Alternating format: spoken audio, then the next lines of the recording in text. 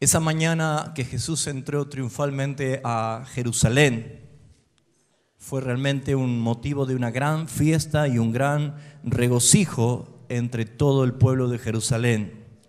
Si bien es cierto, reinaba la confusión, puesto que muchos no entendían por qué a Jesús le proclamaban como Hosana al Rey, y había quienes querían impedir. Pero esa fiesta no fue impedida, al contrario, esa fiesta de bienvenida a Jesús estaba impregnada de presencia celestial y creo yo que presencia angelical, porque Jesús estaba entrando a la última semana de vida que Él iba a estar con sus discípulos, puesto que entraba para morir, entraba a Jerusalén para morir. Todo lo que Cristo hizo y todo lo que Cristo hace a través de su Espíritu, lo podemos ver y lo podemos nosotros disfrutar a través de la vivencia, a través de la experiencia cristiana. Para muchos, el día que recibimos el perdón de Jesucristo, cuando nos hemos arrepentido y hemos confesado nuestros pecados, ese día conocido como el día de nuestra conversión, es un día de sumo gozo. Es el día en que nosotros gritamos en nuestro espíritu, Hosana al Rey. Ese día fue nuestra Jerusalén triunfante, porque el Rey de Gloria entró a tu vida. Pero Él entraba a tu vida para dar muerte a tu pecado, a tu carne, a tus maldades, a tus iniquidades. Él entraba ese día a tu vida para morir. Él entraba en ese día, es tan especial que fue estremecedor para ti. Él entraba para destruir todo pecado y toda separación que existía entre el Padre y tu vida. Por eso vemos nosotros que cuando Jesús dijo, aún las piedras proclamarán, estaba mostrando de que era imposible de que algún ser humano detenga la obra que Él estaba haciendo. Y podemos ver claramente de que ese paralelo espiritual es real, porque cuando Él entró a tu vida, era imposible que alguien detenga que Él entre a tu vida.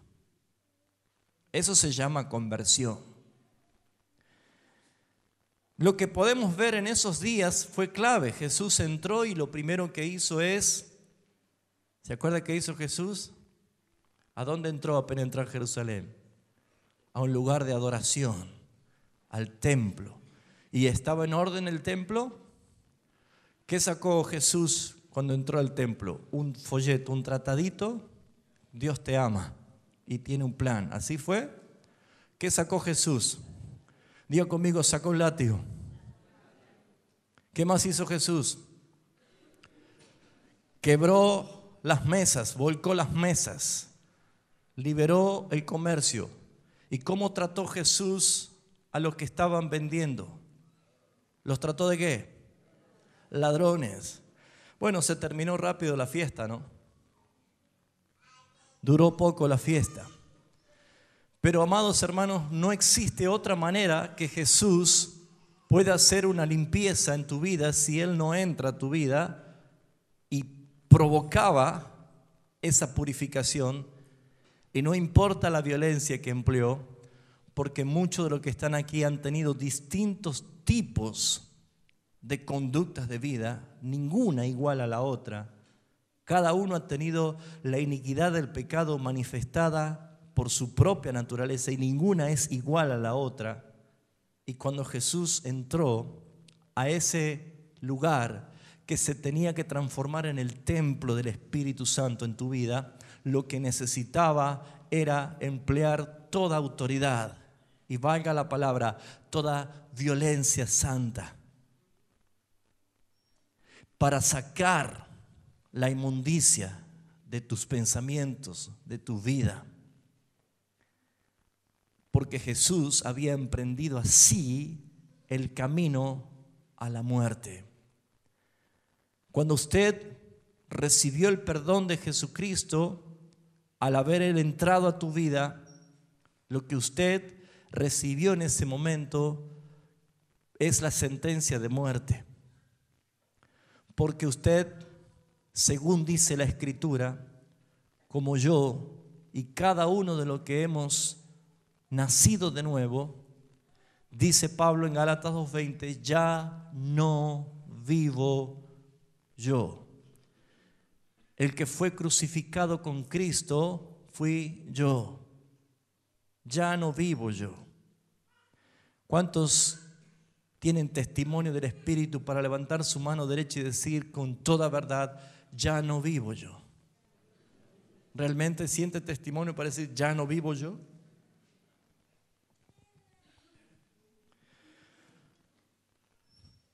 Pero este tiempo, en este mundo postmodernista, en esta sociedad sin identidad, una iglesia que ha perdido el control, la dirección, ha perdido el horizonte bíblico, una separación de casi 2000 años del diseño original, ha traído aparejado de que muchas personas que en algún momento dijeron ya no vivo yo, que muchas personas que en algún momento sintieron los azotes de un rey que purifica, que limpia. Ese tipo de palabras no están acostumbrados a escucharlo porque queremos mostrar solamente la parte de la moneda que nos gusta. Dios es amor, pero Hebreos dice que el Padre a quien recibe azota al que recibe por hijo. Hay una corrección en la disciplina. Pero debido al estado de la iglesia moderna, quiero llevarlo a la parte más crucial de esa semana, el último día, el día en que Jesús estaba por morir en la cruz. Y el personaje que identifica al cristiano moderno, el personaje que identifica a una sociedad evangélica moderna, que podemos verlo en las Escrituras, está caracterizado en la imagen de Poncio Pilato. Cuando hablamos de Pilato, ¿qué es lo primero que se le viene a la cabeza? ¿Qué significa lavarse las manos? Yo, inocente, nada que ver. Yo con esto no me meto. Allá ellos, yo limpio. Entre nosotros, ¿cree usted que el cristianismo moderno se puede identificar muy bien con Poncio Pilato? Quiero resaltar algunas cosas, pero especialmente un versículo para poder tomar el contexto. Y esta pregunta, porque Pilato fue el más preguntón de todos, le preguntaba muchas cosas a Jesús. Es más, preguntó una pregunta que nadie la hizo en la Biblia. Él dijo, ¿qué es la verdad? El único que preguntó esto es, ¿qué es la verdad? Fue Poncio Pilato. Pero lo que vamos a meditar en esta mañana para poder aplicar en nosotros una reflexión, porque algo tiene que haber pasado desde el día que Cristo entró a tu vida. Y si como cristiano te has vuelto apático, insensible, que has perdido la obediencia, has perdido la pasión por su palabra, que si te sabes y reconoces que eres hijo de Dios, pero no sabes qué te pasa, que estás totalmente engañado, confundido por tus emociones. Yo sé que muchos no están engañados por herejías diabólicas, pero están engañados por lo más perverso que tiene el hombre, que es su propio corazón, sus propias emociones. Y cuando las cosas te salen bien, te sientes bien. Y cuando las cosas te salen mal, piensas que ya no eres hijo de Dios y que estás condenado. Las emociones jamás han sido un justo juicio para el hombre. Por eso es que fuimos arrancados de pensar almática y emocionalmente, fuimos renacidos del Espíritu, porque el que ha nacido del Espíritu es Espíritu, y por ser Espíritu tiene la misma naturaleza que Cristo nos hizo participar, su naturaleza divina, la cual no se mueve por emociones humanas, sino por obediencia al Padre. Y por ende la obediencia encierra la gran convicción de que se cumplan las Escrituras.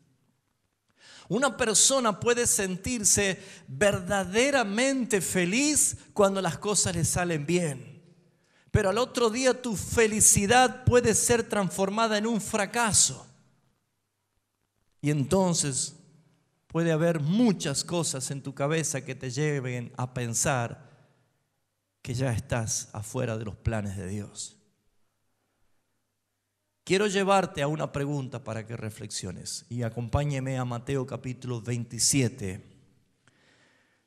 Una generación llamada Pilato. Mateo capítulo 27, versículo 22. La generación llamada Pilato pregunta esto hoy, o debe preguntarse esto hoy. Pilato, versículo 22, Pilato les dijo: ¿qué pues haré de Jesús, llamado el Cristo? Parafraseando un poco, ¿qué voy a hacer con Cristo? Es lo que usted tiene que preguntarse, para no ser considerado dentro de esa cantidad de gente que se identifican con una generación de Pilato. Una generación sin compromiso, una generación que no tiene ninguna responsabilidad, una generación que traslada la decisión a otros y no la asume por sí mismo, porque es lo que hizo Pilato. La pregunta es: ¿qué vas a hacer con Cristo? ¿Qué harás de Cristo?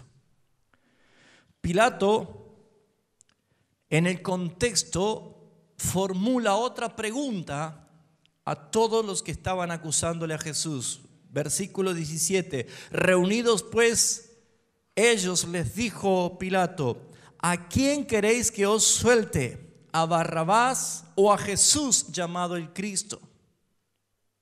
En la tipología, Barrabás es tu carne y Cristo es el Espíritu vivificado que está en ti, tu nueva vida. Esa lucha y esa dualidad que tenemos permanentemente es algo que no podemos negarlo, que todos los días luchamos, la carne contra el Espíritu contra la carne. La carne desea hacer los deseos del diablo, satisfacer sus apetitos, que son manifestados como borracheras, orgías, celos, pleitos, iras, contiendas, disensiones, adulterio, fornicación, avaricia. ¿Cuántas cosas manifiesta la carne? Pero el Espíritu de Cristo en ti, el cual clama: Abba, Padre, busca esa intimidad en relación con el Padre para obedecer. Es una lucha permanente que tenemos entre Dios, que habla tu espíritu, pero con los apetitos de la carne que se alimentan del mundo. ¿A quién quieren que suelte? Es como si te preguntase a ti: ¿a quién vas a soltar? ¿A quién vas a liberar? ¿A Jesús o a Barrabás? ¿Cómo pensás desencadenar los días que te quedan de tu vida? ¿Liberando tu carne o viviendo y andando en el Espíritu? Es la pregunta que un cristiano debería responder.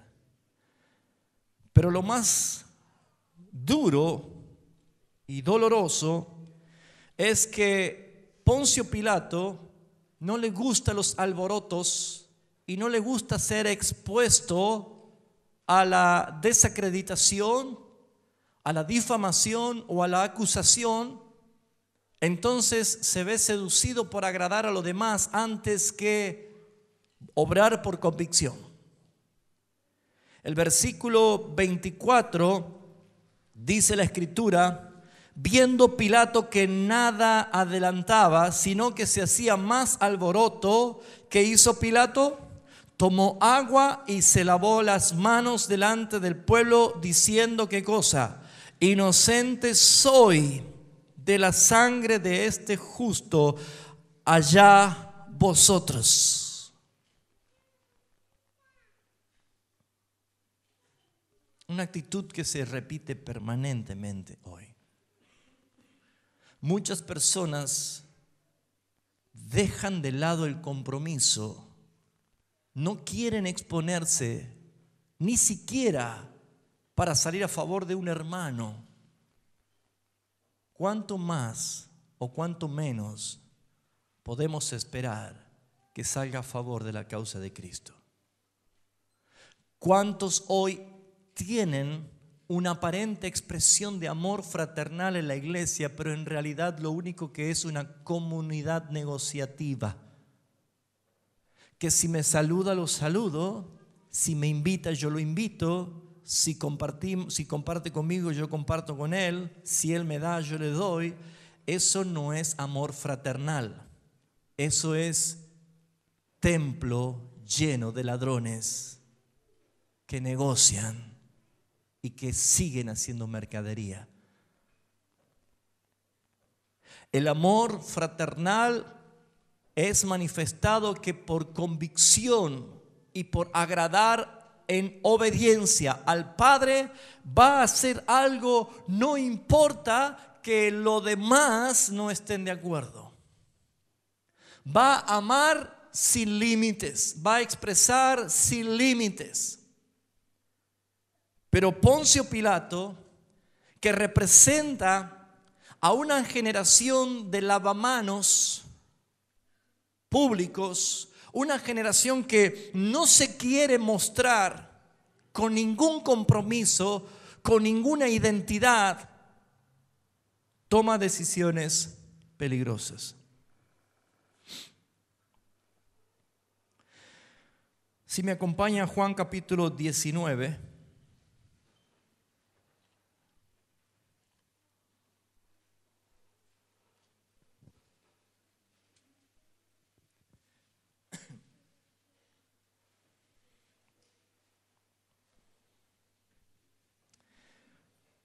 Juan capítulo 19, desde el versículo 28, habla la misma historia narrada por el apóstol Juan acerca de Jesús ante Pilato. Cuando dice la Escritura que presentaron a Jesús ante Pilato, dice el versículo 33: entonces Pilato volvió a entrar en el pretorio y llamó a Jesús y les dijo: ¿eres tú el rey de los judíos? Otra pregunta más: ¿eres tú el rey? Esta pregunta también debe hacerse usted: ¿es Cristo mi rey?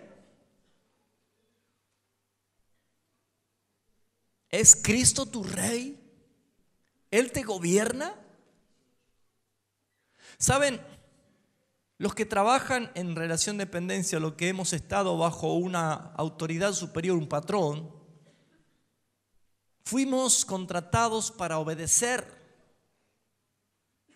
Nunca ninguna de nuestras ideas fuera de la obediencia del jefe han sido bien aceptadas, por más buena que sea. ¿Por qué? Porque es una cuestión de principios, de obediencia. Si yo digo que tengo un jefe y hago lo que quiero, estoy expuesto a no continuar en ese trabajo. Si Cristo es tu Señor Lo que debemos entender es que Cristo como Rey es figura de la cabeza de la iglesia, y que yo tenga entendido, la cabeza es el único miembro del todo el cuerpo que es el que piensa, manda y ordena todo lo que el cuerpo debe hacer. La cabeza es la que direcciona todo el cuerpo. Nunca puede llamarse a una rebelión en el cuerpo, salvo por causa de una enfermedad en la cabeza. Si alguien tiene problemas físicos en cualquier parte del miembro de su cuerpo, es porque su cabeza no está dando buena orden o buena señal para que obedezca. Pero yo no creo absolutamente, nunca la creeré, de que Cristo como cabeza sea el que tenga el problema. Nunca Cristo va a ser el problema. Siempre que yo hago algo en contra de su voluntad, soy yo el que generé el problema por desobediencia. Y acá la pregunta es, Pilato preguntándole, ¿eres tú el rey? Esa es la pregunta que en el siglo XXI se vuelve a escuchar. ¿Es Cristo el rey de tu vida? ¿Él es el que gobierna tu vida? ¿Él es tu cabeza, el que piensa, manda? Haz un punto suspensivo ahora y medita cuántas cosas hiciste inventando o pensando que venían de Dios, pero no eran de Dios. Cuántas mentiras dijimos pensando que eran verdades. Cuántas decisiones tomamos pensando que era Dios el que nos guiaba, pero el fruto fue totalmente contrario. ¿Cuántas veces hemos hecho cosas que nos hemos sentido fracasados? Hermanos, solamente la intervención de Cristo en tu vida puede transformar ese fracaso en un éxito de gloria.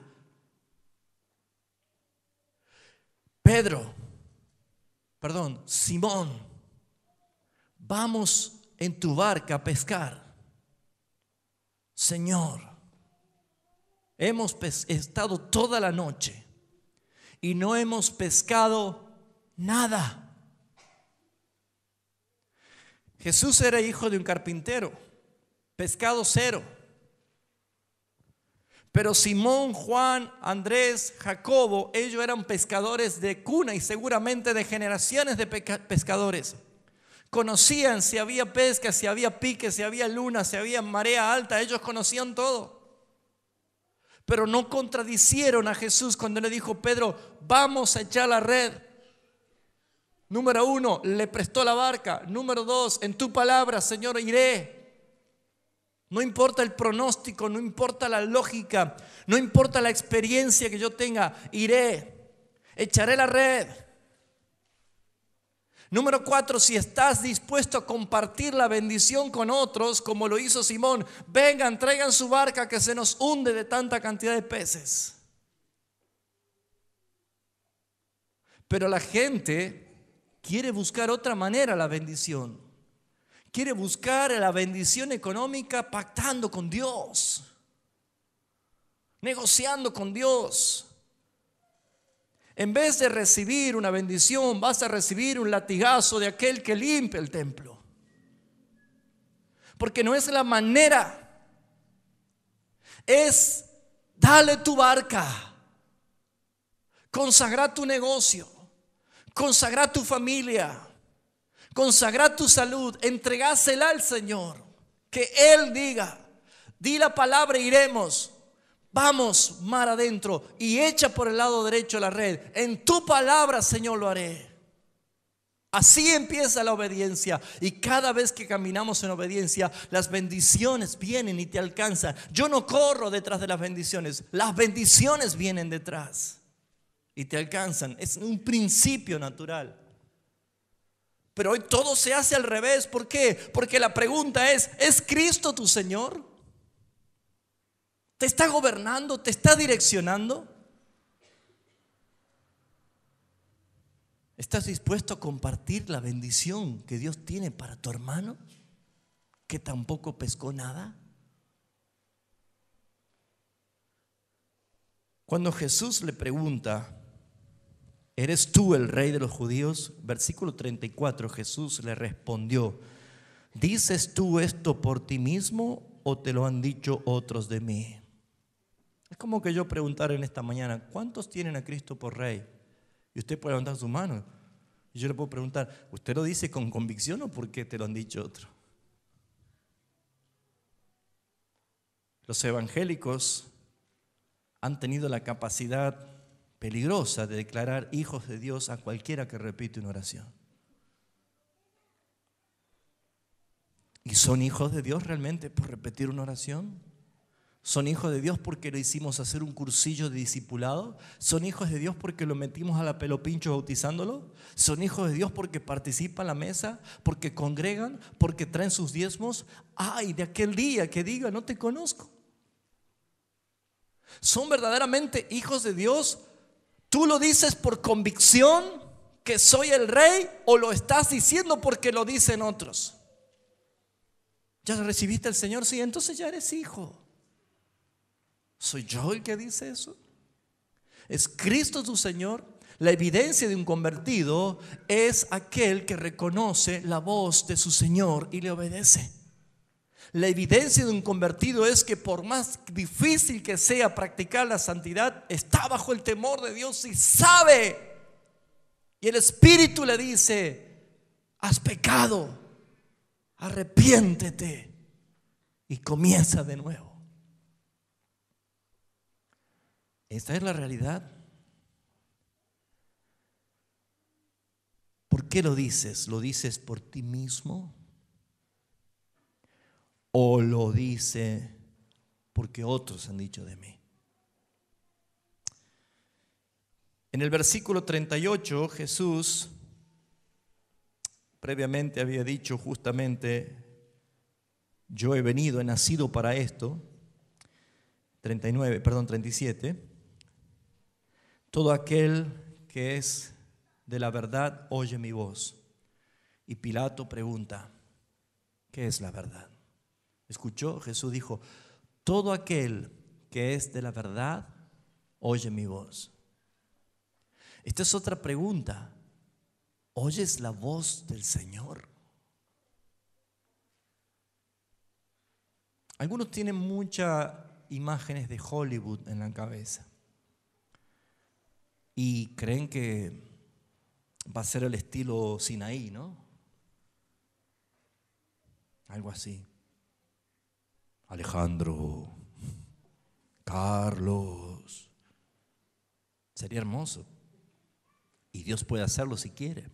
Es más, seguramente alguien lo experimentó. Pero ¿cómo te habla el Señor? Usted tiene la palabra. La palabra es el verbo. El verbo se hizo carne para morir y resucitar. Y cuando se hizo espíritu vivificante, se hizo palabra en ti.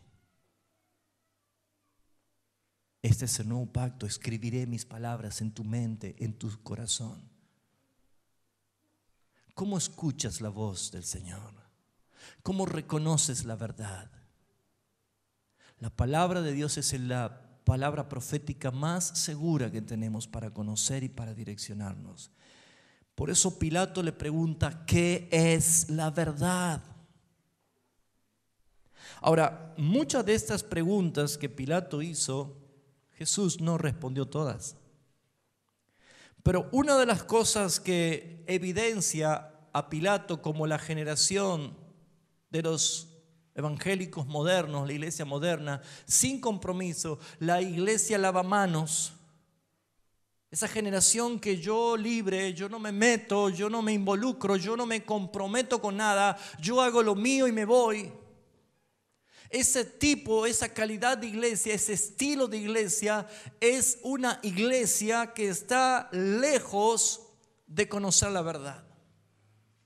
La verdad se la expone y la verdad se la vive. Pero nosotros vemos que Pilato hace una pregunta que identifica que había una verdadera posición de autoridad, pero que él no era capaz de tomarla. En el capítulo 19, versículo 9, dice así: y entró otra vez en el pretorio y dijo a Jesús: ¿de dónde eres tú?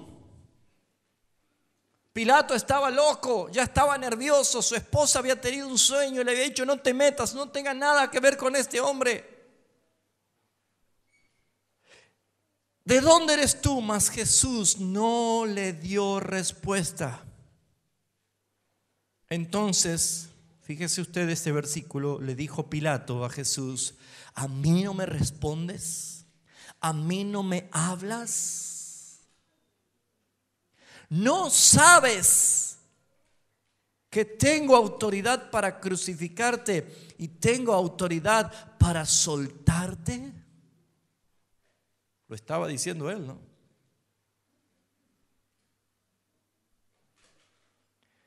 Ninguna autoridad, dijo Jesús, tendrías contra mí si no te fuese dada desde arriba. Por tanto, el que a ti me ha entregado mayor pecado tiene. Desde entonces, ¿qué hacía Pilato cuando escuchó esa verdad? Desde entonces procuraba Pilato soltarle. No quería saber nada con él. Esta es la generación de ahora.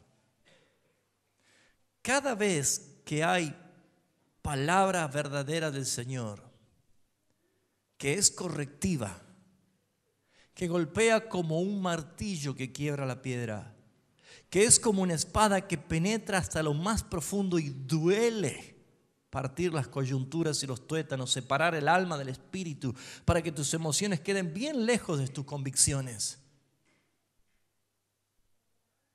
Cada vez que la palabra llega para purificar como un látigo,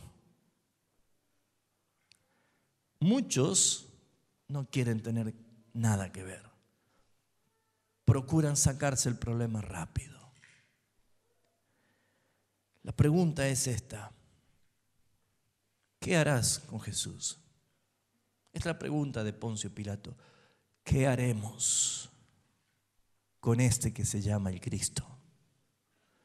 ¿Qué haremos? Es la pregunta que resuena hoy. ¿Qué harás con Cristo? ¿Eres tu Rey? ¿Él es tu Señor? Acabamos de leer en el versículo 10 que Pilato dice: ¿no sabes que yo tengo autoridad? Y sin embargo, ¿qué hizo Pilato ante el problema? Trasladó la autoridad. Elijan ustedes. Elijan ustedes.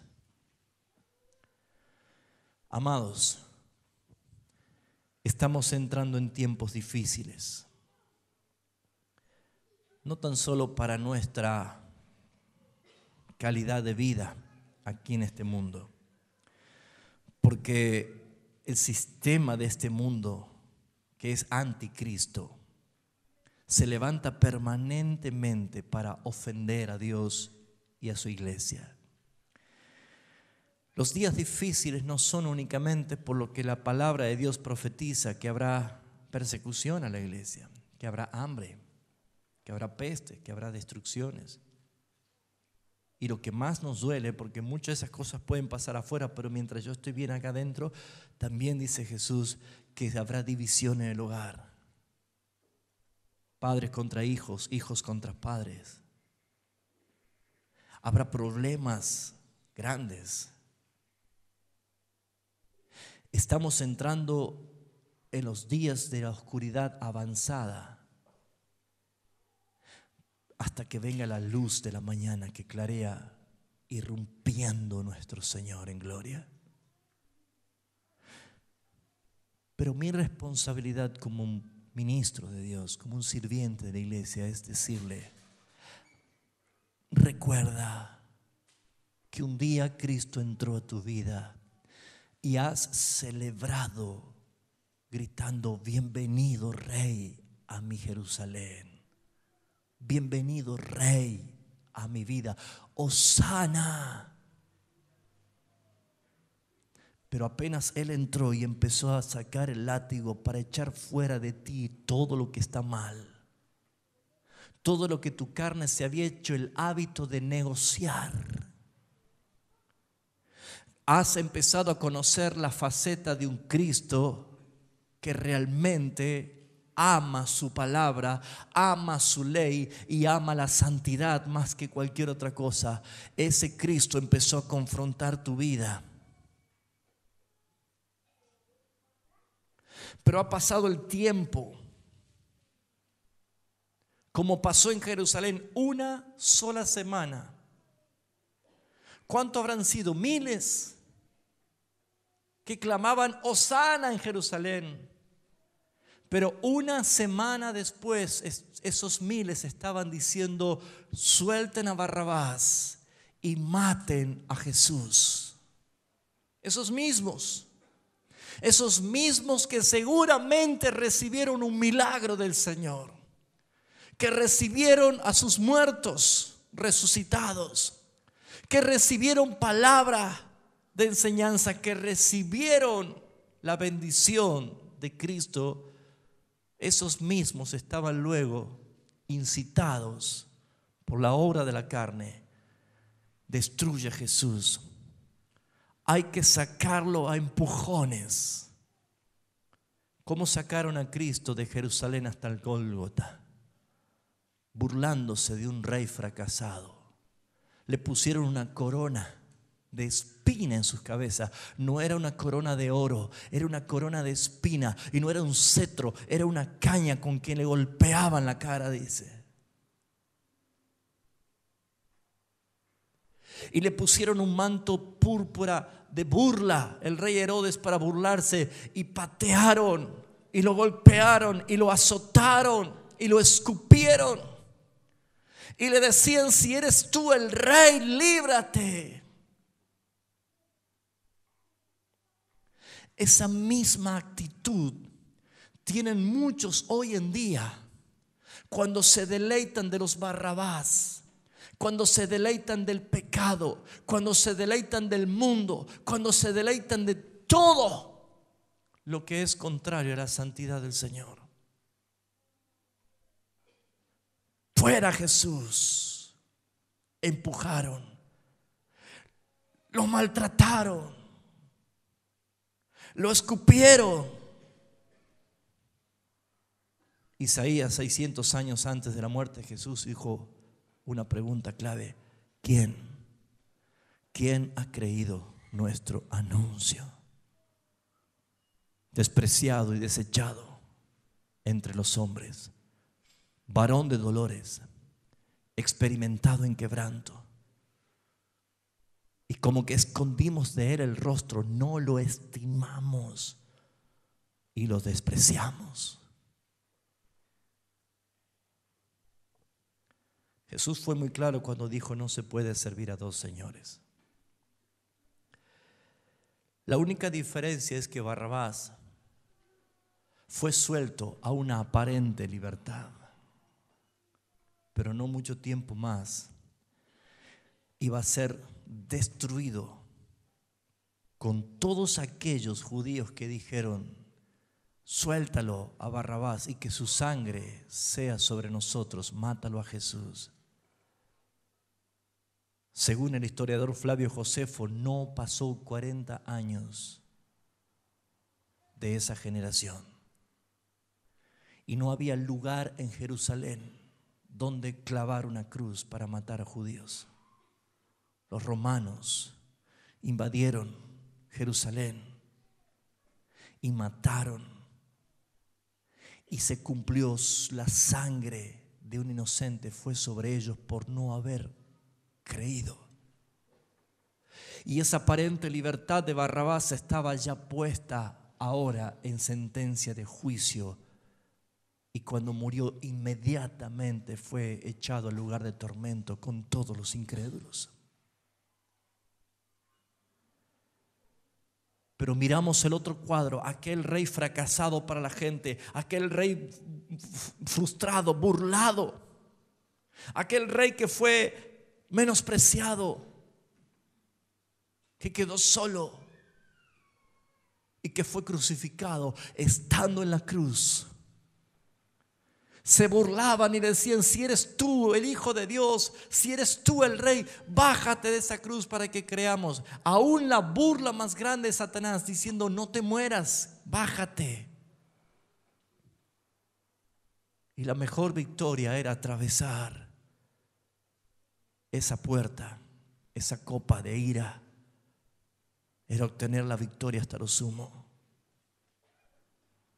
Mientras se burlaban, mientras repartían sus vestidos en forma de burla, Jesús dijo: Padre, perdónalos, perdónalos.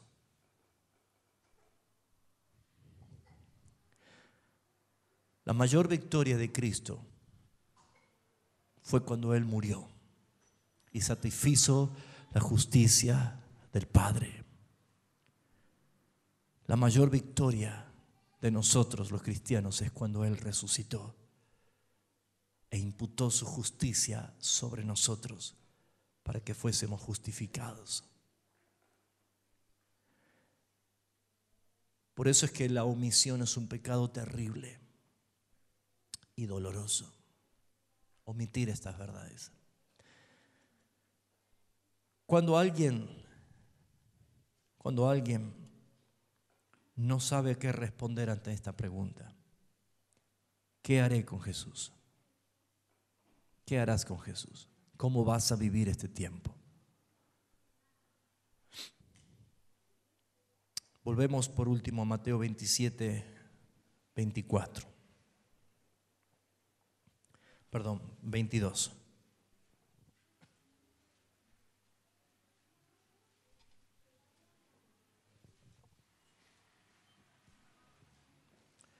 Pilato dijo: ¿qué pues haré de Jesús llamado el Cristo? Todos les dijeron: sea crucificado. ¿Qué buscó Pilato? La opinión de los demás. Si usted no sabe tomar hoy una decisión diciendo: ¿qué harás con Cristo? Y usted busca la opinión de otros, las opiniones pueden ser distintas. La decisión es por convicción. Y la convicción únicamente viene de parte del Espíritu Santo de Dios, que convence. El gobernador les dijo: pues qué mal ha hecho. Pues ellos gritaban aún más diciendo: sea crucificado. En otra parte del Evangelio, Pilato dice: no veo ningún mal en él, es inocente. Pilato reconoció que era inocente, pero sin embargo tomó agua y se lavó las manos delante de ellos, de todo el pueblo, y diciendo: inocente soy yo. ¿Él era inocente? ¿Pasaba a ser inocente? Inocente es Cristo. Él era el inocente. Pero cuando Él dice: inocente yo, estaba mostrando lo más peligroso que puede presentar o mostrar una persona hoy en día: desentenderse. Allá vosotros. ¿Y cuál fue la respuesta del pueblo? Todo el pueblo respondiendo dijo: su sangre sea sobre nosotros y sobre nuestros hijos. Entonces le soltó a Barrabás, y habiendo azotado a Jesús, lo entregó para ser crucificado. Entonces los soldados del gobernador llevaron a Jesús al pretorio y reunieron alrededor de él toda la compañía, y desnudándole, le echaron encima un manto de escarlata y le pusieron sobre su cabeza una corona tejida de espinas y una caña en su mano derecha, e hincado las rodillas delante de él, le escarnecía, se burlaban diciendo: salve, Rey de los judíos. Y escupiéndole, tomaban la caña y le golpeaban la cabeza.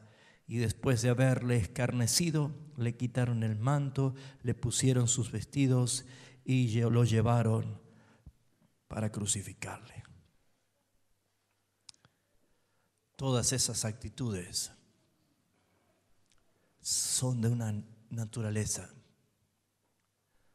que no entiende esta verdad, este amor grande. ¿Qué harás con Jesús? ¿Cómo vas a vivir este tiempo? Mira que no te estoy preguntando qué vas a hacer con la iglesia. ¿Qué vas a hacer? Si vas a seguir congregando. No te estoy preguntando eso. Congregarse es amar al cuerpo como amar a la cabeza, es amar a Cristo. Te estoy preguntando qué vas a hacer con Jesús. ¿Vas a permitir que Él reine? Mientras Jesús estaba libre, Él sanó, liberó, predicó, enseñó, alimentó, consoló, resucitó a los muertos. Pero, ¿qué hizo Judas con Jesús? Lo vendió. ¿Qué hizo Pedro con Jesús? Lo negó. ¿Se dan cuenta? ¿Qué hizo Pilato con Jesús? Se lavó las manos y entregó la decisión al pueblo. Yo inocente.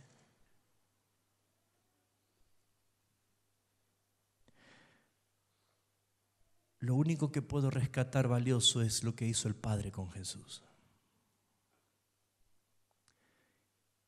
Y el Padre lo mató a su propio Hijo en vez de matarte a ti y a mí. Esa es la obra de amor que debe estar impregnada todos los días de tu vida hasta que Cristo venga. Vives por gracia. Respiras por gracia. Te sostiene por gracia. Te protege por gracia. Si yo tuviese que unir algunas preguntas en la Biblia, que fueron muchas preguntas puntuales, por ejemplo, Dios preguntándole a Adán: Adán, ¿dónde estás tú?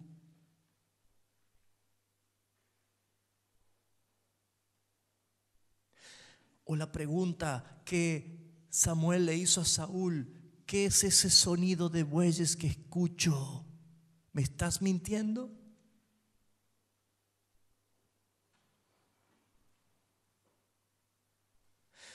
O la pregunta que Dios le hace a Jonás: ¿haces bien tú enojarte tanto? ¿Por qué te enojas? ¿Cuántas preguntas hay en la Escritura que definen tu conducta de vida? ¿Cuántas preguntas que te exigen una respuesta inmediata y una respuesta no tomada con emociones, sino una respuesta tomada con convicción del Espíritu?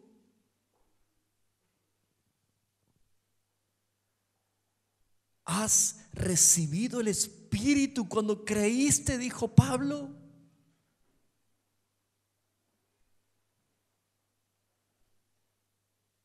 Hallará fe en la tierra cuando vuelva el Señor. Preguntas que exigen respuestas. Pregunta: ¿has comido del árbol que te mandé diciendo no comerás de él? Tú sabes que las preguntas en la Escritura son para que respondas. Son preguntas para que identifiques tu vida con una verdad. Las preguntas que existen en la palabra acerca de tu convicción es para que respondas con convicción. Así que si estás viviendo momentos difíciles, de angustias, de oscuridad, no sea esos momentos los que te cautiven a decir ya no quiero seguir más,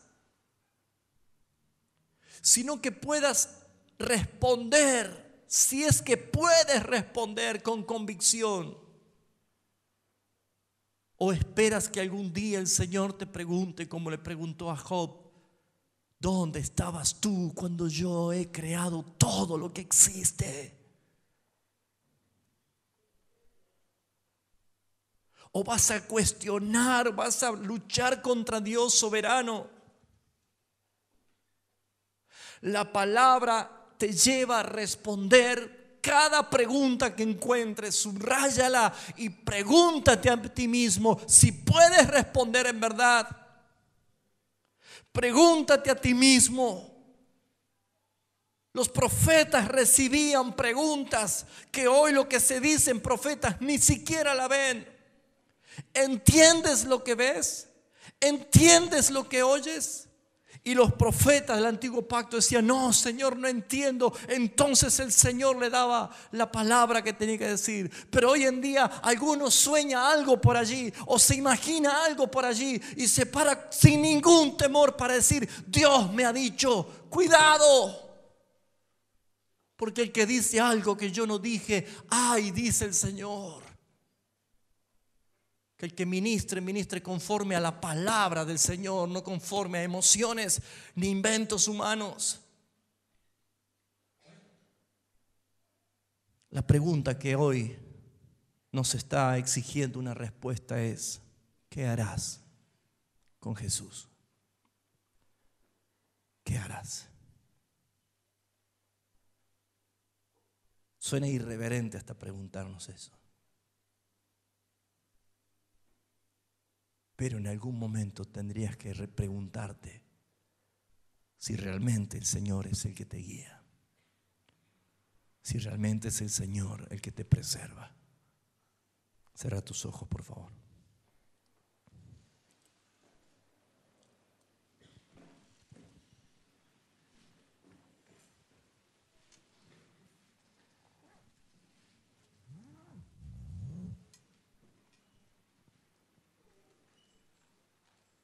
¿Entiendes por qué cantaban Hosana, Hosana?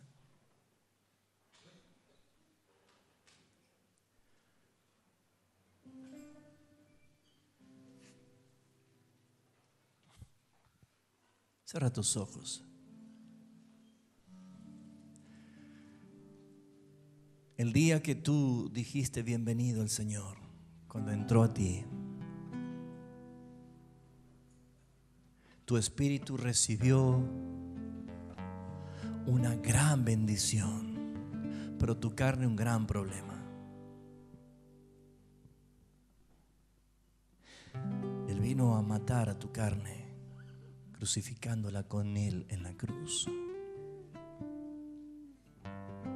Pero hay algunos que todavía no se dan cuenta de esto. ¿Qué debo hacer entonces? Arrepiéntete.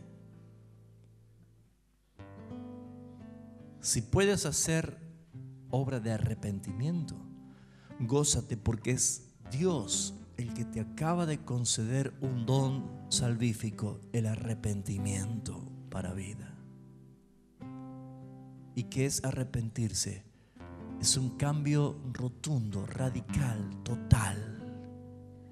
De estar muerto a pasar a vivir, de estar en tinieblas, ser trasladado a la luz, de ser pecador inmundo a ser santo declarado por el Padre, de no tener esperanza a tener esperanza, del salir del camino ancho, espacioso y pernicioso que lleva a la perdición a transitar por el camino angosto pero que te lleva a la vida, de salir de la desobediencia a la obediencia, de dejar de ser hijos del diablo para ser hijos del Altísimo.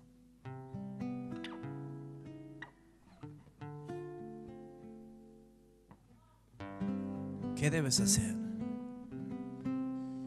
¿Qué vas a hacer con Cristo? Arrepiéntete. Corona al Señor sobre tu vida. Dile: eres el Rey, Señor, de mi vida. Eres el dueño de mi vida. Me creaste y me pagaste, me compraste en la cruz. Me compraste con alto precio. Gracias, Señor, por darme esta libertad. Gracias, Señor, por darnos el perdón. Oh Señor, cierra tus ojos. Si en tu corazón hay un deseo de reconciliarte con Él, de pedirle perdón, has andado como desvariando por el mundo. Quizás no te fuiste al mundo, pero estabas oculto de una verdad. Haz tu altar allí donde estás. Pedro se fue a un rincón a llorar amargamente porque lo había negado. Pero Judas tomó una decisión trágica. Se ahorcó. Lo mejor es arrepentirse y decir: Señor, voy a empezar de nuevo. Renueva mi pasión, renueva mi amor, renueva mis fuerzas, renueva, Señor, toda mi alegría, el gozo, Señor, de mi salvación. Empieza de nuevo la carrera que tienes por delante. No hay competencia, solo debes correrla. Oh Santo, Santo. Si lo sentís, ponete de pie y adora al Señor, habla con Él, ora personalmente al Señor. Si así lo sentís en tu corazón, si el Espíritu te está guiando a esto, bueno, busca a Él. Responder esa pregunta: ¿qué vas a hacer con Cristo? Tú eres mi Señor. Perdón, Señor, perdón. Dale lugar a Cristo.